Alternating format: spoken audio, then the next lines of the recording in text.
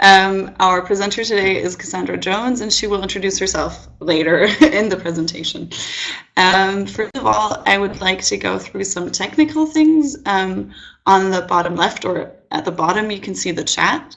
We're going to use this chat for any questions that you have. Cassandra has prepared several situations where she's going to ask you if you have any questions. If any questions come up, feel welcome to write them down for yourself so you have them prepared to type them into the chat later on. You can actually change the languages of the chat. It has this little tab that says translation, and you can just go on it and see if it has your language. As well, you can change the language of this room. Actually, there's a little flag at the top of the window, and you can click on it and see if the room is available in your language as well.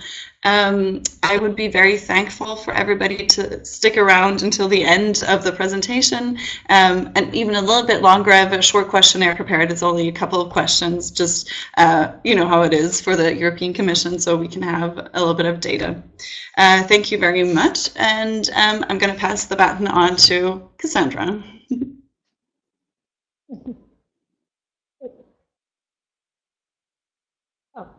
Sorry, I got a little lost right there. Yeah, I want to echo what Anna was saying. Thank you again for attending this today. First, what I'm going to do is going to give you an outline talking about today. I'm going to explain where the impact toolkit fits into the work with perpetrators network and why the impact toolkit is needed. This seemed like a good background foundation to know where we're going to at the end of this presentation, which will actually be what is the impact toolkit. So the journey, kind of like the academic background research journey, is going to start with a measurement tool called the conflict tactics scale. Go through that, what it does, and critiques of that, and how that then fed into the development of another measurement tool called Cozart. Talk about the development of it, and then what the content of that was, and then how the content of Cozart fed into the impact toolkit. And then lastly, I'll table so you can see more directly how Cozart was adapted for the toolkit.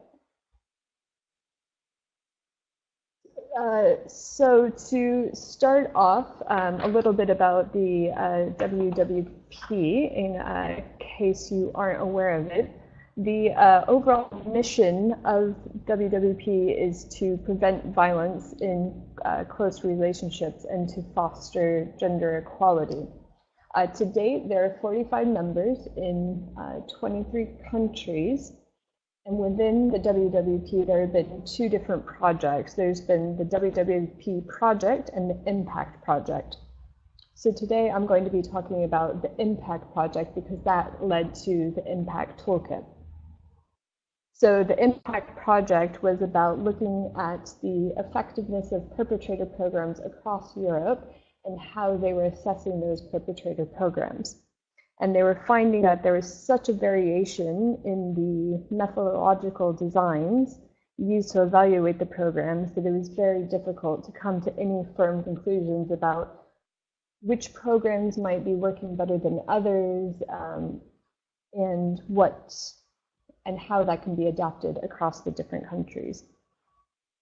When they saw that, they decided that they needed one way that they can give to everyone to standardize it, to make an overall standardize the way of evaluating it, and with the ultimate aim of making one database to be able to recommend policies that were based on evidence from that database. So my role in all of that is that the impact toolkit has been taken up by 13 programs. And what this means is those 13 programs have been collecting data. When they have that data, they have the option where they can send it to my colleague and myself at the University of Bristol, and we will evaluate it and write a short report and send it back to them. And then programs have been feeding those short reports back to their funders. If you are interested in that and know people that are interested in that as a first point of contact, you can get in touch with Nina George or myself, and my email address is at the end of this presentation. So that's how I became involved in what I do in this project. So shifting gears a little bit, I'm going to start off on the conflict tactics scale, because this is what I perceive as the beginning of the academic journey of the research to ultimately create the toolkit. Excuse me one second. So the conflict tactics scales, in a nutshell, are a series of questions in a survey format that ask participants to report about different tactics that they've used when they've had a disagreement with a romantic partner. And the different types of tactics that they would report about were physical violence, psychological violence, sexual coercion, and injuries. And participants would report their own behavior and their partner's behavior.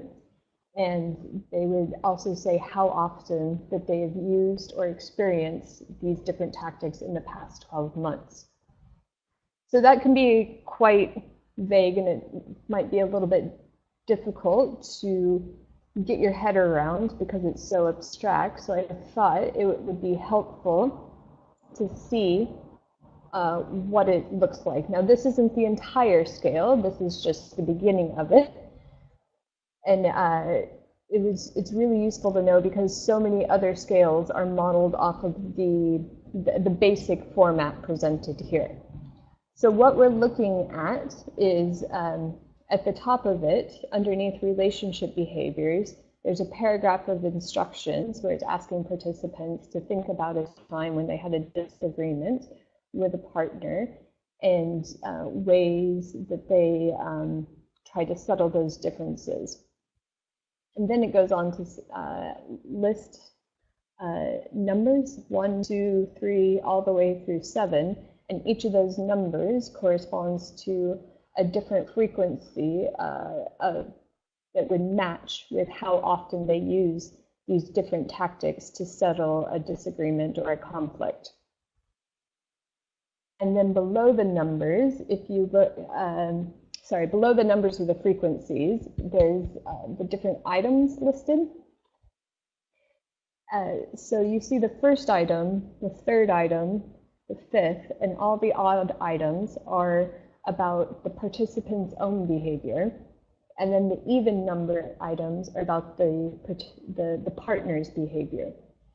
So if you were filling this out, you would first say, yes, I showed my partner I cared about them even when we disagreed. I did this twice in the past year, so you'd circle twice. And then for the next one, you would report about your partner. And if your partner had never done this, you would circle 0 or whatever number corresponds to the number of times that happened. So this is where this type of format, these types of questions, is where so many other scales develop from, including the Cozart and the Toolkit. And as a psychometric scale, as a measurement tool, the CTS is fantastic. It's there's a checklist of things that you need to show that it fails. So you need it to have internal reliability, which means you need it to consistently measure the same thing over and over again. That's been shown. You need it to have construct validity, which means you're measuring what you're intending to measure. There's research behind that, but it does do that. You also need it to be able to show that it's not measuring an overlapping construct or an overlapping idea, and that's called discriminant validity. There's research for that as well. And this scale has also been used with a whole range of populations, of age groups and nationalities. So there's so many ways the CTS is great, but at the same time, there's been a huge amount of controversy around this scale. And where the controversy comes in is that around three large areas. The area of how is the instructions about it, how is the data elicited. If you remember, if we go back, I'll go back to the example. If you read those instructions, it asks people to think about tactics used during a disagreement. So it's a very defined context where people are aware of what's going on and it's clearly a fight. So one of the critiques of this is when you're thinking about how this applies to domestic violence, there might be where it's not clearly a fight or like as traditionally defined. It could be that a victim just walks into a room and the perpetrator just starts going off on something. Whereas maybe the victim is so used to that, she wouldn't see that as a fight or a disagreement. It's just a normal part of her life. So she may not necessarily report it with these types of instructions. So that's the first area where the CTS has been critiqued. The second area is probably where the bulk of the critique comes into, and that is really about the data that we're able to take from the CTS is severely limited in terms of being able to understand the context and the dynamics of the relationship. So, for instance, there's an example of a woman who's immigrated to another country, and she's there on her partner's visa. If her and she doesn't have other contacts, she's not doesn't have work. It's only her and her partner, just their immediate family. Well, her partner takes her passport, so she's even more isolated. And her response is that she hits him while trying to get her passport back. With the CTS, what would be reported is that the only thing that would be reported is that she hit him. There would be nothing there about the power that the partner had to take the passport and the effect that would, and how he was trying to control her in that way. By excluding things like this and examples like that, the critique started to go down the line of, are we really capturing what we're understanding to be domestic violence? Another critique of this is that it doesn't take into account the wide range of behaviors that we know that can be used to control somebody. And the wide range of behaviors goes into the relationship dynamics. If we're going to understand the power dynamics, we need to have a better reflection of those behaviors. It also doesn't take into account the impact of those behaviors. There are a few questions about physical injuries, but that doesn't really get into all the other research that shows us that the emotional and the psychological consequences differ greatly for men and women. So we need to have some way to look at that to be able to distinguish, another way to be able to distinguish what are the dynamics going on. And the last way is motivation. There are no questions about motivation. It could be that one person uses some of these behaviors because they know they want to control the other, or somebody else uses maybe physical violence in defense. Those motivations are key to understanding the overall dynamic of what's going on. Without that information, if we just take the numbers from the CTS, it appears as if the use of these different tactics are similar for men or women when there's a large. I would go so far as to say most people working within the domestic violence field don't take that view, that it is the same. And even if they did, we still need a scale that allows us to make these sophisticated yet subtle distinctions in terms of what's going on. And it can be, the CTS in and of itself doesn't do that. So with this in mind, I forgot. Before I go any further, does anyone have any questions? Hi, I'm back. If anybody feels like asking questions, you have the chat at the bottom. Feel free to type it in, and I can read it out so you don't have to squint and look at the screen to find out what everybody's saying. We're just going to give you a couple of moments to figure out if you have anything to say, and then Cassandra will start her presentation again, restart.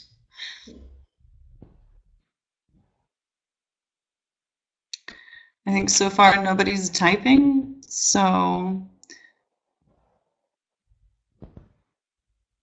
you've done a good job and everybody understands everything. Congratulations, Cassandra.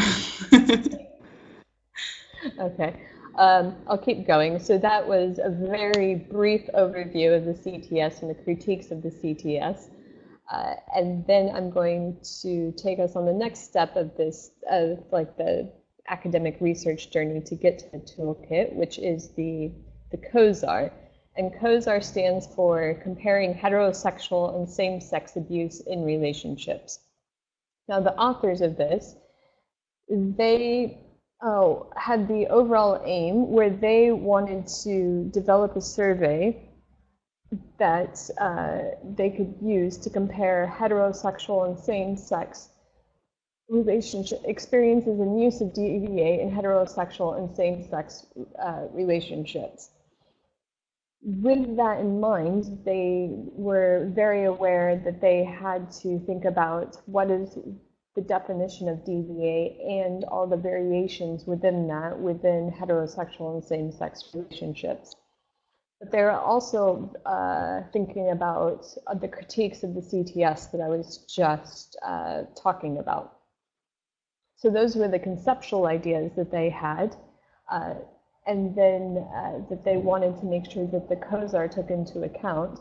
So with that in mind, they did 67 interviews and 4 focus groups, and they developed a survey. Within this survey, these are the overall broad, how do I say this? It's the titles of the different sections, so it's a broad overview of the different sections.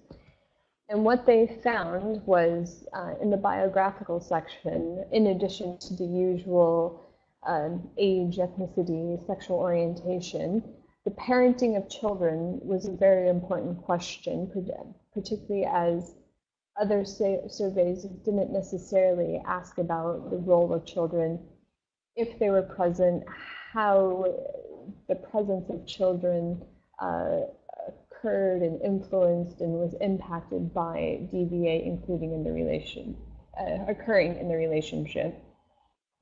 They also asked about the relationship, basic questions: if you're in a relationship, how long, and the gender and sexual orientation of the partner.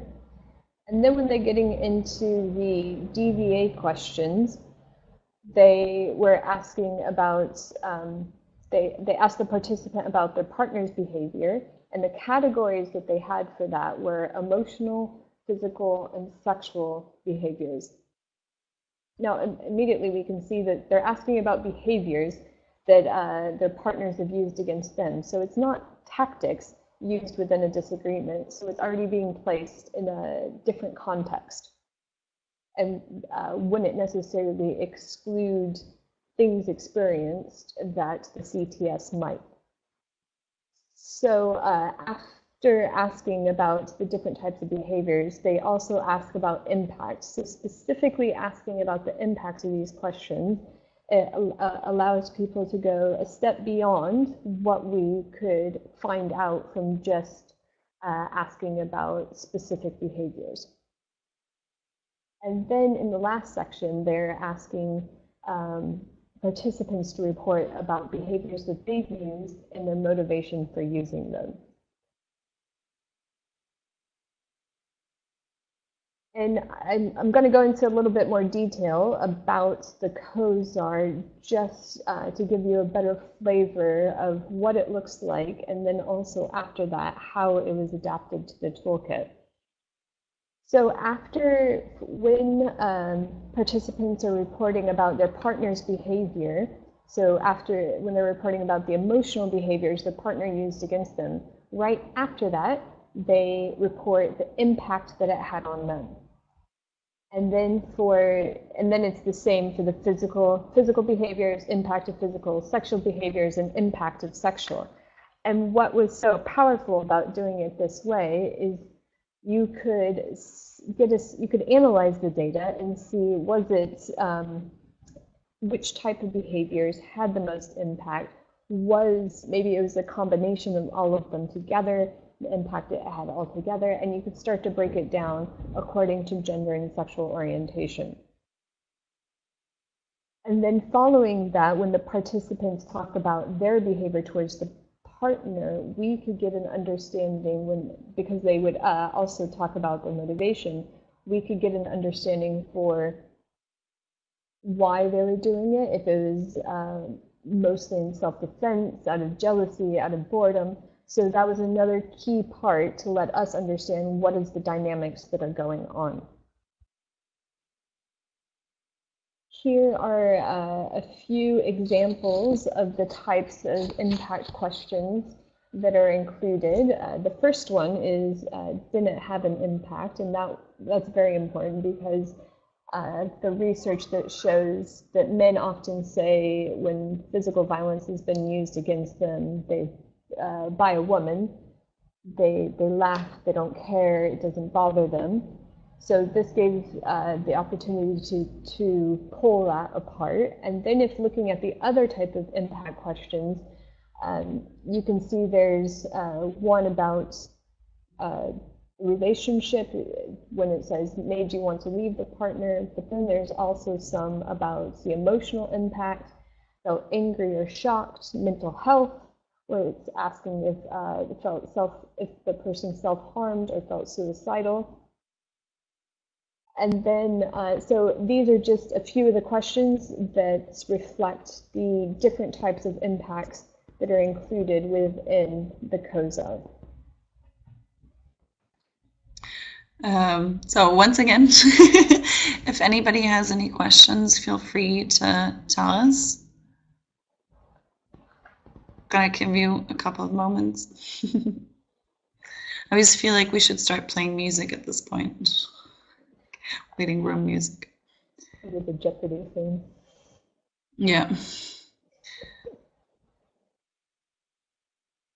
As far as I can see, nobody is typing. What you could also, if you have any questions, you could also gather them and ask them at the end.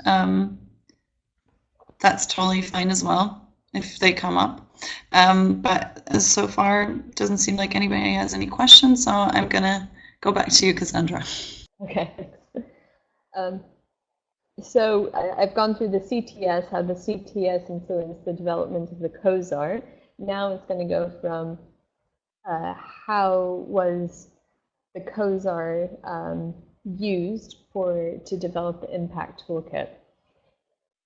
To make those comparisons that link, I thought it would be useful to first go over what is the impact toolkit and what does it look like, and then at the very end put them up side by side so you can see directly where those links are.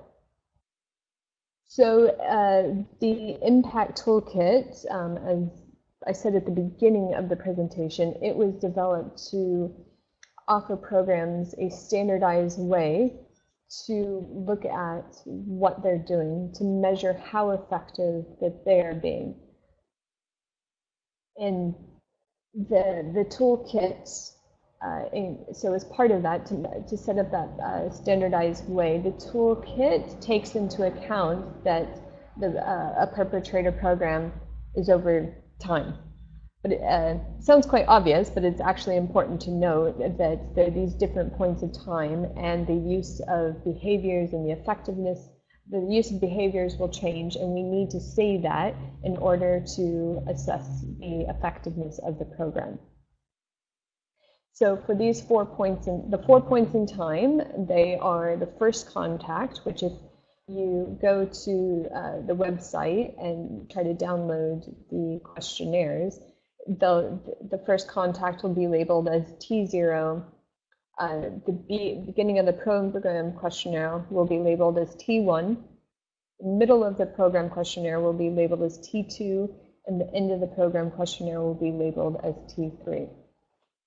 There are some programs that have gone beyond the end of the program and using the toolkit, and what they've done is they've taken the end of the program questionnaire, asked it again, made a few minor modifications, and then labeled it T4. So that can be done as well if programs would like to keep tracking the people that go through and keep getting a sense of what's going on. So for each of these points in time, there's one questionnaire for the perpetrator and one questionnaire for the ex-partner. So in a nutshell, the impact toolkit, it's 4 questionnaires for the perpetrator at different points of the time in relation to the program, and 4 questionnaires for the partners in relation to the same points of time that the perpetrators in the program. So within these questionnaires, there are some bits that both the perpetrator and the partner fill out. So they both fill out questions about the emotional, physical, and sexual DVA, the perpetrator about the behaviors they've used, and for the partners, it's about the behaviors that they've experienced. Those questions were heavily influenced by Cozart. After that, they ask, the perpetrator reports about the impact that they had on the partner, and then the partner reports about the impact the perpetrator has had on them.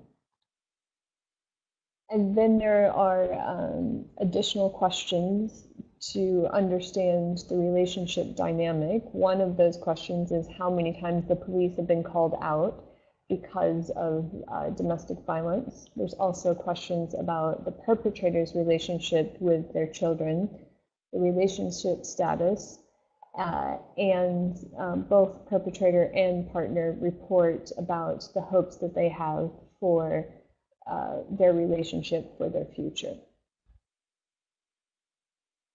There are some queries that are just for the perpetrator, and this is what this slide is about. So it's only the perpetrator that will provide a little bit of biographical information.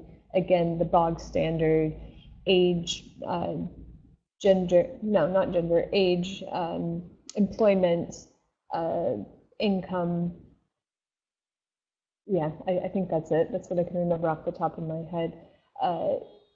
There's no questions about gender in the impact toolkit because the impact toolkit, when it was adapted for men who are using domestic violence against their female partners. The next types of questions that are just for the perpetrator is why their motivation for attending the program and their motivation for using DVA. The questions that only the partner answers are about their well-being. So it's about if the partner's been feeling anxious or depressed. And then also the partner answers one question about if they felt fearful of the perpetrator. So at the previous slides where I had Cozart written in bold next to a few things and to highlight where there was a direct influence on the toolkit, but it was spread across the different slides, so I thought it'd be helpful to have it within one table to compare the Cozart with the toolkit and to see the similarities and the differences. So the Cozart was made to get just a snapshot in time of what people are experiencing, so a cross-sectional design. Whereas the impact toolkit was trying to measure the changes over time. So with the Cozart, it's one questionnaire. With the toolkit, it's the four questionnaires, excuse me.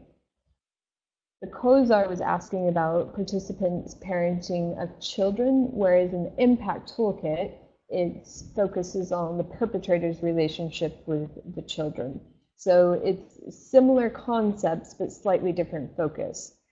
For the DVA behaviors in the Cozart, it's asking about both men and women's use of DVA and experiences, whereas in the toolkit, it focuses just on men's use and women's experiences.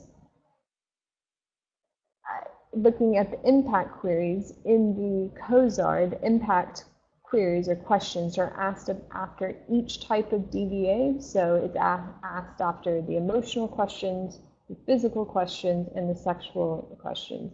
Whereas in the toolkit, it's asked only once, and it's asked after all of the DVA behaviors are asked. So it's getting the impact of all of the behaviors together, whereas in the Cozart, it's getting the impact of each type of behavior.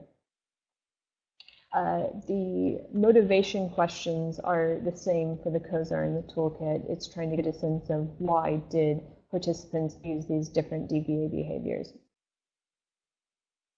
In the Cozart, there are no questions about well-being, but in the impact toolkit, there are 2 questions. And in the fear question within the Cozart is asked within the impact queries. It's not pulled out, whereas in the impact toolkit, that is pulled out specifically to ask about the partner's well-being. The toolkit, since it's been developed, it's being used outside of the programs as well. There's a research project at the University of Bristol called the ReProvide project, and they're using it as part of their assessment of the perpetrator program that they're using, and also they're developing a training for general practitioners developing a training to help general practitioners identify patients who may be experiencing or using domestic violence. And then within those 2 strands, they are using the toolkit. Within the DRIVE project, which is a project that looks at high-risk perpetrators of DVA, they're also using the toolkit and using it at different points in time. That's the end of my presentation. Oh, here are some references for you. If you have any questions now. Well, Cassandra, maybe go back for a moment to the slide that shows your email address. Yeah, in case anybody has questions, they can also email you. Or you can always get in touch with us at WWP. Nina George is the one in charge of the Impact Toolkit with WWP. So if you have any longer queries, anything interesting to add, feel free. Are there any questions right now? Feel free to write them down in the chat window.